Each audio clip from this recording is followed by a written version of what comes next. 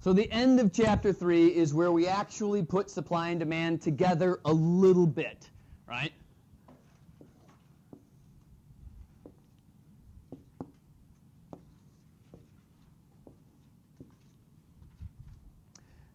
When you put supply and demand together, again realize that S is driving what the sellers are doing, D is driving what the buyers are doing, and that you notice that the two lines intersect, and that this magic point is equilibrium, and yes, you need to hear the music.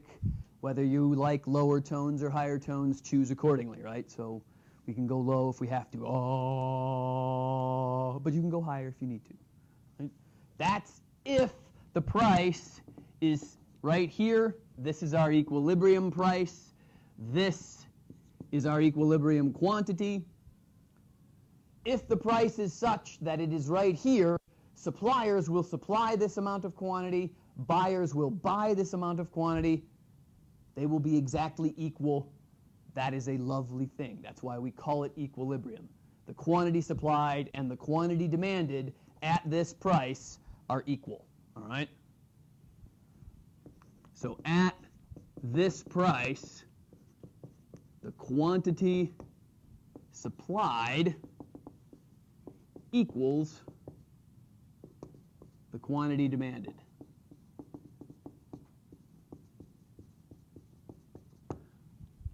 And that's the goal for every microeconomic entity, is to find equilibrium. Well, not really, but that's really what the price and market system is trying to do. When there is complete competition in a market, you will always head towards equilibrium.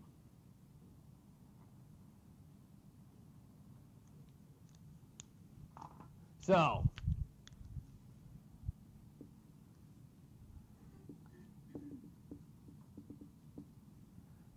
if the price is too high or above equilibrium, when price is greater than our equilibrium price,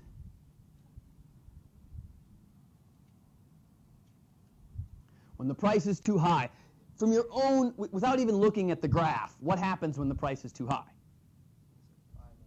People aren't buying enough, right? They're not buying everything off of the shelves. So what's happening at the store?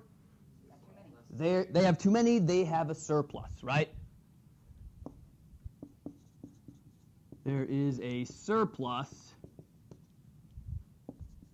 because quantity, if I could write a Q, quantity supplied is greater than quantity demanded.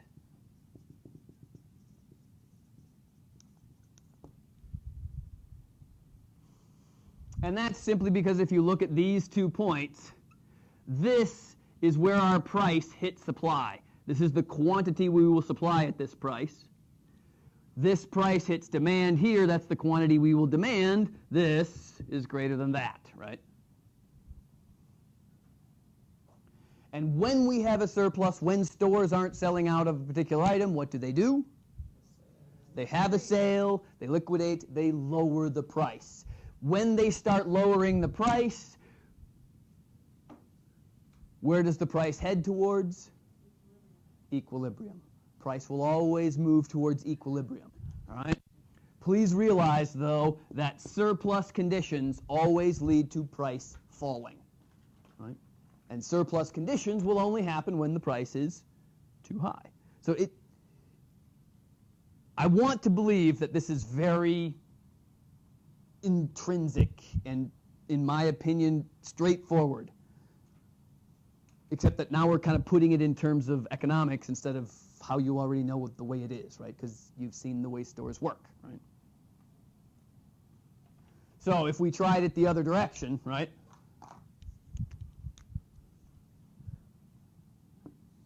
Can you restate what you said? Surplus conditions will always be what?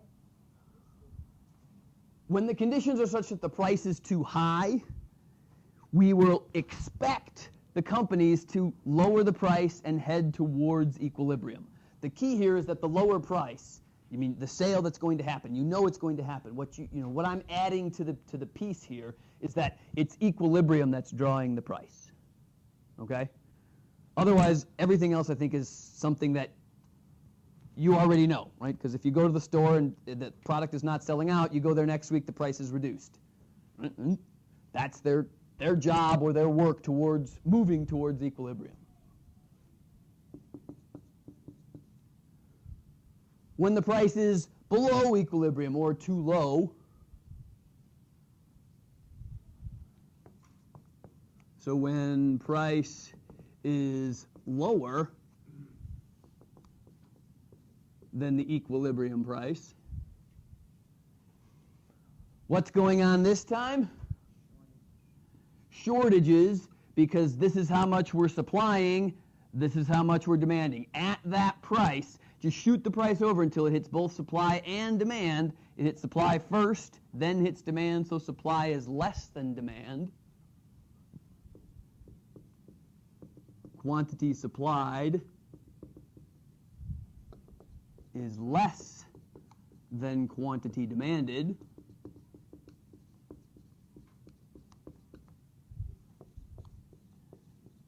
And we have a shortage. Why is it that we more often than not see shortages rather than surpluses? Oh no, you see just as many surpluses. I guess maybe I only pay attention to the shortages because I'm trying to get a stupid monster high doll for my child. Boy, doesn't it? Oh. All right, and again, please realize that when you have surpluses,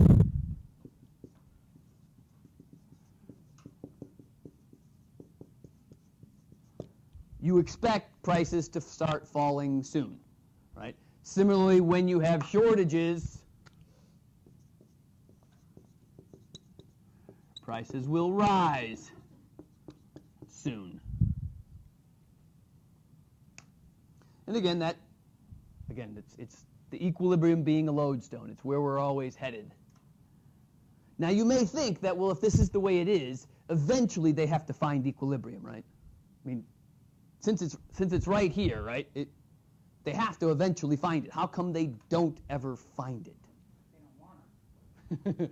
Well, there's that part of it, which we'll get to a little bit later. But assuming that this was a point we could always get to, eventually you would find the price just by going up and down and up and down and up and down just a little bit until you finally get right there. But this point only exists if supply and demand don't change.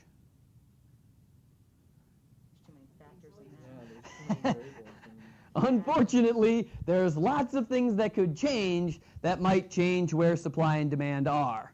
And so the problem with it is that sellers or people who are setting the price, whoever they are, as they move towards equilibrium one moment, may discover that they didn't move the right way because the next day supply and demand shifted such that the equilibrium price is now different. And that's why it's tough to find equilibrium. Yeah. Yeah, because it's constantly moving, because supply and demand are constantly being shifted by these things changing. Again, once we get to that stage in economics where we can force these things to never change, then we can find equilibrium. Even in a communist society, you can't force those things to stay fixed. They tried. That's what Russia tried to do. It just didn't work. Right? All right. Works in theory. Theories are always nice. All right, so again, shortages and surpluses. It's driven by the fact that the price is never going to be the equilibrium price, the market price, if you will, the price that's actually being charged out there as as sellers change back and forth. All right, that's chapter 3. Flip it off for a second. Any questions on any of the chapter 3 homework problems?